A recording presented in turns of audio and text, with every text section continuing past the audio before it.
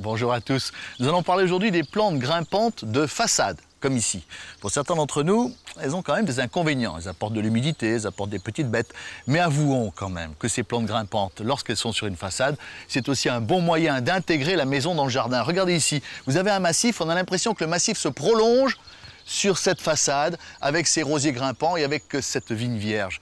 Il y en a bien d'autres plantes grimpantes, n'est-ce pas Valérie ? Tout à fait Laurent. Regardez, il y a la vigne d'ornement qui a déjà commencé à revêtir sa couleur automnale rouge. Et puis la clématite, un pied ici a suffi à habiller toute la rambarde.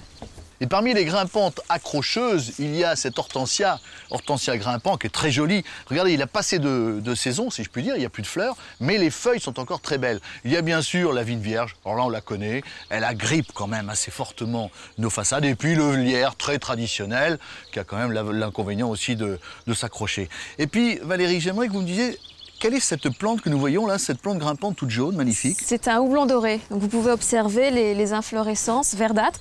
Alors en général, ces plantes grimpantes, on les laisse en l'état, sauf le rosier où vraiment il faut agir. On n'a pas parlé du rosier, mais là, il faut vraiment faire quelque chose. Il faut le palisser.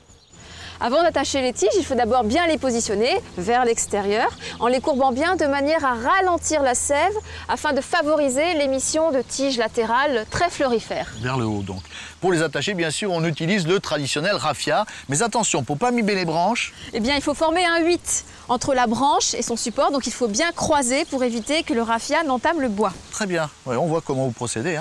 Maintenant, l'attache rapide. Celle, alors vraiment, qui vient de sortir, c'est tout nouveau. C'est très pratique parce que là encore, on n'abîme pas les branches. Voilà, le fil de fer est complètement enrobé dans une gaine de mousse. Et ainsi, eh bien, lorsqu'on passe l'attache autour de la branche, eh bien, elle ne craint strictement rien. Et là, c'est vraiment tout ce qu'il y a de plus rapide. Merci beaucoup, Valérie. Palissez vos rosiers, chers amis. Au revoir à tous. Au revoir.